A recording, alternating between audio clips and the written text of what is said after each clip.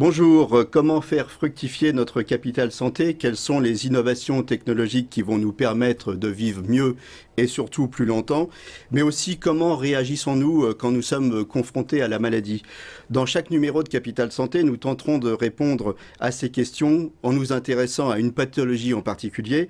Aujourd'hui, c'est le cancer. Deux invités à mes côtés, Monique Emery, qui s'est relevée d'un cancer du sein, et le docteur Cyril Laporte, cancérologue, radiothérapeute au centre spécialisé en cancérologie Paris-Nord à Sarcelles. Alors tout d'abord, le témoignage de Monique. Monique, merci d'avoir accepté de venir témoigner. Alors, racontez-nous comment la maladie a fait irruption dans votre vie. En fait, je suis allée passer... En fait, non. Je me suis fait mal à l'épaule en septembre 2009. Et puis, j'avais très mal, donc l'ostéopathe me dit, écoutez, vous allez aller passer une IRM. Puis je me suis dit, tiens, j'ai des mammographies à faire en même temps, on va y aller. J'ai tout pris en même temps. Et puis en fait, le 27 janvier, en général, on fait une mammographie où vous avez 3 clichés pour chaque sein. Moi, 3, 4, 5, j'ai froncé les yeux. 6, j'ai dit, ah, c'est mon tour. La fille me dit, bon, bah, écoutez, on fait le deuxième sein. Bah, je lui dis, écoutez, on est là pour ça. Et donc, et là, 3, 4, 5, j'ai fait les deux. Bon, ben, j'ai dit, c'est moi, ça y est. Mais quand vous dites j'ai fait les deux, on vous l'a annoncé? C'était les deux comment ça s'est passé? Mais non, la jeune femme au départ, enfin, vous savez, c'est 3 clichés en général, une mammographie. Quand vous passez à 4, ça veut dire qu'elle cherche quelque chose. Quand vous passez à 5, ça veut dire qu'elle a vu quelque chose. Et à 6, elle essaie d'avoir la confirmation de quelque chose. D'accord. Enfin, moi, je sais. Peut-être pas tout le monde, mais moi, je sais. Et comment on vous l'a dit? Eh bien, c'est moi qui l'ai dit, parce que moi, on me l'a C'est vous qui l'avez dit. C'est moi qui l'avais dit, mais j'ai tout de suite compris ce que j'avais. Après, on vous dit, bon, retournez vous habiller en salle d'attente, on va vous passer à l'échographie, et à l'échographie, vous rentrez, là, le médecin qui est là ne vous dit pas, bon, madame, on a vu, elle vous dit rien du tout. Et puis, simplement, elle commence à regarder spécifiquement un endroit, et là, je lui dis, écoutez, madame, c'est de moi dont il est question, l'écran, il est vers moi, et maintenant, vous m'expliquez. Et c'est comme ça que ça s'est fait. Et donc elle m'a dit, effectivement, il y a quelque chose. Sur le deuxième, il y a une suspicion. Je ne veux pas qu'on passe à côté de quelque chose. Je demande des biopsies. Et puis après, tout s'enclenche. Hein. Ça va hyper vite. Donc, et là, bah, au bout... cancer du premier sein, suspicion sur le deuxième. Voilà. Et là, vous décidez de vous faire enlever les deux seins. Bah, là, je me dis que placé comme c'est, quand on...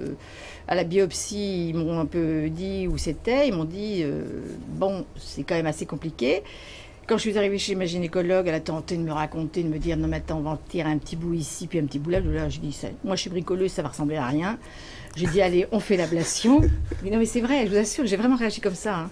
Et j'ai dit, non mais moi on va faire l'ablation. Puis de manière, je ne pouvais pas rester avec l'idée que peut-être on avait oublié quelque chose. C'était pas supportable pour moi. Donc il fallait être débarrassé. C'est pour ça que vous avez dit, exactement. Ablation des deux. Et j'attends même pas de savoir si le deuxième c'est grave. Ah ben si, à la biopsie, après on attend, on attend le résultat. Quand on a eu le résultat, ma gynéco m'a envoyé voir le professeur Mimoun à Saint-Louis. Et puis quand il a vu où c'était par rapport aux échographies, il a respiré fort et puis il m'a dit, bon, qu'est-ce qu'elle vous a dit, votre gynécologue? Je lui ai dit, elle m'a dit, on peut retirer un petit bout ici, un petit bout là. Enfin, je lui ai dit, moi ça va pas ressembler à grand-chose. Je lui ai dit, écoutez, moi je vous dis tout de suite, vous me faites l'ablation. Il m'a dit, je vous suis. Il m'a dit, moi c'est le plus facile pour moi parce qu'il dit, placé comme ça, si j'en oublie. Ah, je lui ai dit, là je vous en voudrais pour le peu de jours qui me restera à vivre. Donc c'est une décision. Vous semblez très volontaire par rapport à la maladie, vous semblez avoir la pêche. Et pourtant, quand je vous ai eu au téléphone pour préparer cette émission, vous m'avez dit, on ne se bat pas contre le cancer. Non, on ne se bat pas. On vous fait tomber un diagnostic, vous rentrez dans une cabine pour passer un examen, vous êtes en bonne santé, et vous en ressortez, on vous annonce que la mort est au bout, c'est tout. Et là, qu'est-ce que vous faire quoi contre quoi? Non, c'est un traitement qui va fonctionner ou qui ne va pas fonctionner. C'est pas vous qui pouvez dire, alors si je marche de tel côté de la rue, ça va changer quelque chose. Rien, vous subissez un traitement. Et puis, votre corps l'accepte ou ne l'accepte pas. S'il ne l'accepte pas, on en tente un deuxième. Mais moi, je sais qu'on n'aurait pas tenté vitam aeternam. C'était pas ma nature.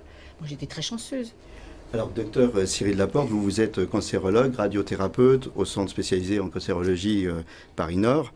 Alors, à chaud comme ça, qu'est-ce que ça vous inspire?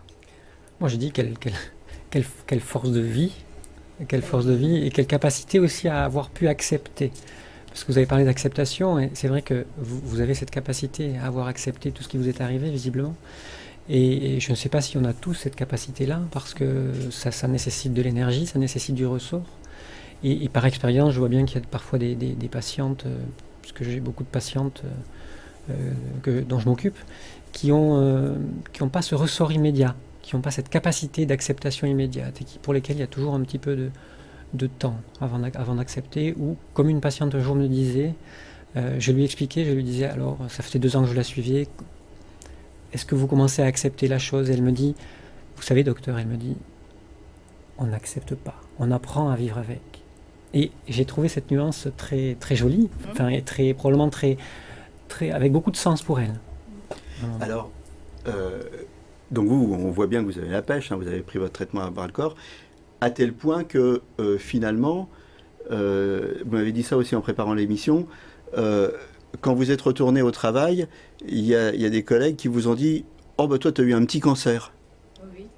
Alors comment on réagit par rapport à ça? Ma sœur me disait, cancer, ma sœur me disait qu'elle a dit à une de ses collègues, parce que moi, l'oncologue a prononcé le mot rémission, j'ai été opérée en mars, l'oncologue a prononcé le mot rémission, on est en juillet.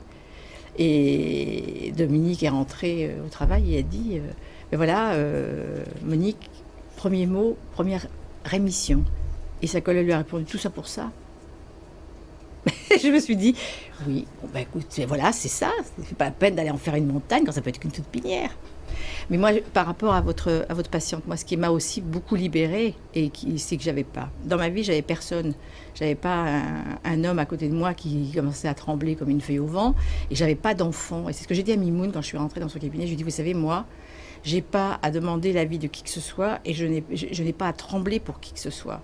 Ce qui me donne effectivement une liberté. Et moi, c'est pour ça que j'ai décidé, oui, effectivement. Je suis sûre qu'aujourd'hui, avec tout ce qui se passe, j'aurai encore mes 2 seins. Mais honnêtement, à cette époque-là, je ne voyais pas d'autre solution. Alors justement, aujourd'hui, la tendance est au traitement ultra ciblé. Alors, je vous propose de regarder un reportage de Florian Philippe pour VOTV au Centre de radiothérapie et d'oncologie médicale du Val d'Oise à Osny. C'est une technologie de pointe pour améliorer le confort des patients atteints du cancer. Au cœur du Centre de radiothérapie et d'oncologie du Val d'Oise à Osny, cette immense machine, son point fort, elle délivre de très fortes doses de rayons X à haute précision pour traiter une tumeur même très petite. Le temps de traitement est donc significativement réduit, jusqu'à 50%, tout en préservant les tissus sains. Il faut imaginer que quand on traite une tumeur qui fait 5 mm, si on est décalé d'1 millimètre, sur la proportion de la tumeur, c'est 20% de la tumeur qui est ratée. Donc ça, c'est simplement pas possible. Donc on a besoin d'outils très performants, très précis, qui nous permettent de nous repositionner à l'échelle du millimètre, voire même en dessous du millimètre. Ce type de traitement n'était disponible que dans les grands hôpitaux parisiens. Il est désormais accessible en grande couronne. Un investissement important pour le centre, près de 5 millions d'euros. Chaque patient est installé sur une table. Un masque réalisé au préalable est installé pour éviter tout mouvement du corps au moment du traitement. La position est contrôlée à partir d'un scanner. Le secret de cette machine, ce sont ses lames de plomb. La machine se prépare. Donc là, on peut voir que les lames en fait, sont mises en place dans le collimateur. Et vous allez voir en fait pendant tout le tour que la machine tourne autour du patient, les lames s'adaptent en fait et bougent tout en même temps que le traitement est délivré. Elles bougent chacune de façon autonome pour délivrer le traitement le plus précis possible. Un vrai progrès technologique au bénéfice du patient. Dans le passé, on mettait, pour repositionner précisément les patients, on leur vissait dans le crâne ce qu'on appelle un cadre stéréotaxique. Donc on mettait 4 vis dans le crâne avec un gros cadre métallique qui pèse plusieurs kilos. Donc ça, c'est quelque chose qui se faisait sous anesthésie générale, mais c'était quelque chose de très invasif, de très, très désagréable pour le patient. Et du coup, la technique était très peu développée et ne profitait qu'à un tout petit nombre de patients tous les ans. Alors que maintenant, grâce aux nouvelles technologies, on peut faire l'impasse de ce cadre invasif. En 2015, 1300 patients ont été soignés au sein de cette structure. Alors, docteur Laporte, est-ce que ce type de machine aurait pu soigner Monique aujourd'hui ? Alors, vu l'histoire de la maladie de Monique, effectivement, elle n'a pas eu besoin de ce type de traitement de radiothérapie, donc elle n'aurait pas été utilisée. Mais c'est vrai que ce sont des machines qui sont utilisées de façon quasi courantes de nos jours et qui permettent de diminuer beaucoup les effets secondaires des traitements tout en étant un petit peu plus efficaces, même bien plus efficaces, puisque ça permet d'augmenter la dose reçue à la tumeur si elle est encore présente. Quelle est la différence entre ce type de machine et la stéréotaxie ? Alors, la stéréotaxie, c'est une modalité un petit peu différente de traitement qui va permettre de faire des traitements encore plus ciblés sur des tumeurs encore plus petites et sur des zones très fragiles. Voilà, avec des temps de traitement qui, là, pour le coup, seront un petit peu plus longs. Au lieu d'avoir une séance par jour pendant 4 ou 5 semaines en stéréotaxie, on a une séance tous les 2-3 jours sur 3, 4 ou 5 séances au total. Alors, mieux vivre avec son cancer, c'est aussi un des sujets. Hein, c'est-à-dire, il y a le traitement et puis il y a l'après. Alors, vous, par exemple, vous pratiquez l'auriculothérapie. Alors oui, l'auriculothérapie, c'est ce qu'on appelle une modalité de traitement complémentaire qui fait partie de, globalement, les médecines intégratives. Ce sont les médecines qui sont complémentaires au traitement habituel, au traitement allopathique, et qui permettent d'améliorer le confort de vie, qui permettent aussi de mieux supporter les traitements, d'être moins fatigué, de mieux dormir. Pour savoir exactement ce que c'est, en fait, c'est l'oreille. Hein. Il y a une carte de l'oreille et puis c'est de l'acupuncture dans l'oreille. Hein, c'est ça ? C'est ça, c'est une modalité d'acupuncture sur l'oreille. Il y a 196 points au niveau de chaque oreille, sur lesquels sont représentées des zones du cerveau. Et c'est sérieux, hein, c'est pas un truc de oui, charlatan. Oui, c'est quelque chose c'est de la médecine occidentale, en fait, complètement occidentale. C'est de la neurologie et de la neuroscience, en fait. On est vraiment là-dedans. Oui. Alors Monique, vous, est-ce que vous avez bénéficié de traitements post-cancer, de traitements de confort, je sais pas, l'auriculothérapie, de la gymnastique, un encadrement psychologique. Qu'est-ce qui s'est passé après ? Justement, c'est ce que j'ai trouvé un peu bizarre. Enfin, moi non, parce que honnêtement, je pense que c'est pas que j'avais pas franchement besoin de ça. Mais c'est vrai que j'ai un peu l'impression quand même que les gens qui sont atteints d'un cancer sont un peu lâchés comme ça. Il n'y a pas suffisamment Le médecin, il applique son traitement. Et puis les patients, ils sont un peu sous l'eau et ils n'ont pas tellement l'impression d'être pris en charge, mais quand je dis émotionnellement, en fait. Et parce que c'est vrai qu'il y en a pour qui ça va être compliqué. Et des hommes qui ont peur de perdre leur femme et qui sont à côté, qui sont constamment en train de regarder, limite en train de dire quand est-ce qu'elle va mourir. Ça va être terrible à vivre quand vous êtes accompagné de quelqu'un qui n'a pas le ressort suffisant.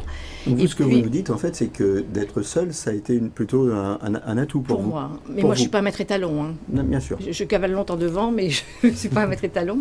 Mais moi, j'ai bénéficié effectivement de traitements, puisque moi, je magnétise, donc je me suis magnétisée moi-même. Que lorsqu'on m'a mise sous hormonothérapie, ça a été un moment qui était un peu dense, parce que oui, c'est qu'un tout petit cachet. On va vous supprimer les hormones, oui, d'accord. Et puis, mais la première nuit, quand tout d'un coup vous vous levez, vous voulez bouger les draps, vous vous rendez compte que vous avez les draps qui sont raides, vous dites ça y est, qu'est-ce que j'ai de nouveau ? Parce que vous pensez que vous avez à nouveau une maladie. Et puis en fait, moi j'ai de la chance, mon corps s'est adapté. Ça a été dur, 18 mois, puis j'ai accepté les 5 ans de traitement avec le professeur Lotz qui m'avait dit, bon, ma mémoire 5 ans peut-être 6 ou 7, mais enfin pour l'instant je vous dis 5.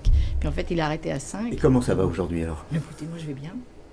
Est-ce que vous vous sentez complètement débarrassé de la maladie ou alors vous vivez malgré tout dans une certaine angoisse de la récidive ? Non, vous la vivez là. D'abord, on vous le rappelle régulièrement. Moi j'ai rendez-vous mercredi avec le professeur Lotz. Donc on vous le rappelle régulièrement. Vous avez quand même des examens et vous n'allez jamais maintenant la fleur au fusil faire un examen. Vous vous dites, peut-être que ailleurs, il reste quand même d'autres organes, on ne sait jamais. Mais après, je vis. Et par contre, j'ai appris à vivre chaque seconde. Eh ben, écoutez, je ne vivais pas les secondes, mais c'est vrai que j'apprécie chaque instant. Et tout à l'heure, dans le bouchon, je ne me suis pas énervée non plus. Parce qu'après tout, je me suis dit, je veux passer par là. Écoutez, c'est là-dessus. Apprenons à vivre chaque seconde qu'on va se quitter. Je vous remercie tous les deux. Merci Monique, merci Dr Cyril Laporte.